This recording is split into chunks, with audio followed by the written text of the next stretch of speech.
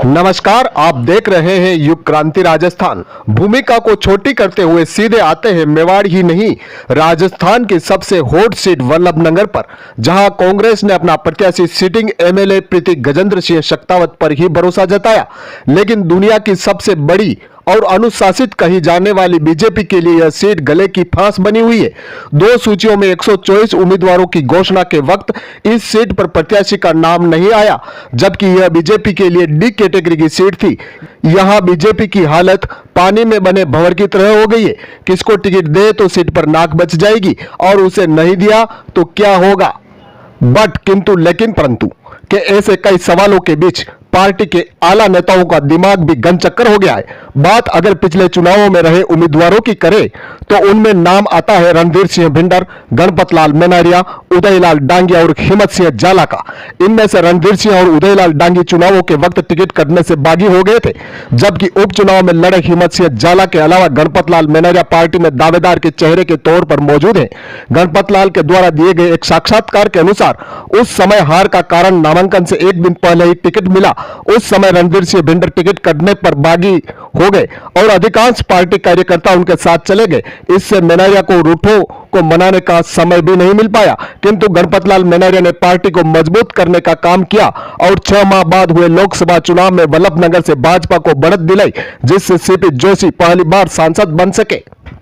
इसके अलावा पंचायती राज चुनाव में करीब 44,000 वोट भी भाजपा को मिले, जिसमें दोनों नगर पालिका शामिल नहीं थी। इसके बाद साल 2018 में पार्टी ने गणपत लाल मेनारिया को दरकिनार कर उदयलाल डांगी पर भरोसा जताया, लेकिन मेनारिया ने बगावत नहीं की और पार्टी का मान रखा और पार्टी के खिलाफ एक शब्द भी नहीं बोला।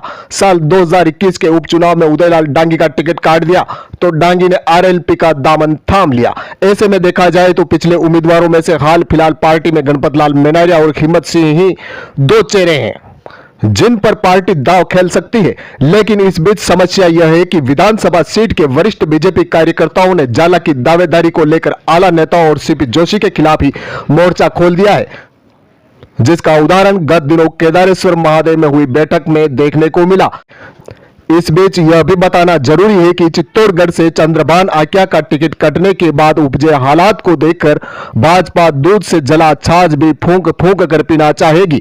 ऐसे में पार्टी गणपत लाल मेनारिया पर भी दांव खेल जाए तो आपको कोई आश्चर्य नहीं होना चाहिए, क्योंकि उदयपुर संभाग से बीजेपी ने अब तक एक भी ब्राह्मण व्यक्ति को प्रत्याशी घोषित नहीं किया है, क्योंकि इसी वल्लभनगर सीट पर बीजेपी ने रणधीर सिंह भिंडर को 2 बार लगातार हार के बावजूद तीसरी बार मौका दिया। वहीं 29 अक्टूबर को उदयपुर में हुई ब्राह्मण महापंचायत में समाज के व्यक्ति को टिकट देने की मांग भी पुरजोर से उठ चुकी है। इसके अलावा आपको यह भी बता दें कि बीजेपी ब्राह्मण को उम्मीदवार घोषित नहीं करती है तो निर्दलीय प्रत्याशी के तौर पर भी ब्राह्मण खड़ा होना लगभग तय माना जा रहा है, और कोई ब्राह्मण मैदान में उतरा तो जाहिर है दोनों ही पार्टियों के समीकरण गड़बड़ाने की पूरी संभावना लग रही है, इसमें कोई शक नहीं। इस वीडियो में इतना ही। नमस्कार, दीजिए इजाजत। अगले वीडियो के साथ फिर हाजिर होंगे। तब तक हमारे खबर को देखने के लिए हमारे चैनल को लाइक कीजिए तो सब्सक्राइब भी कीजिए और दोस्तों शेयर भी कर दीजिए।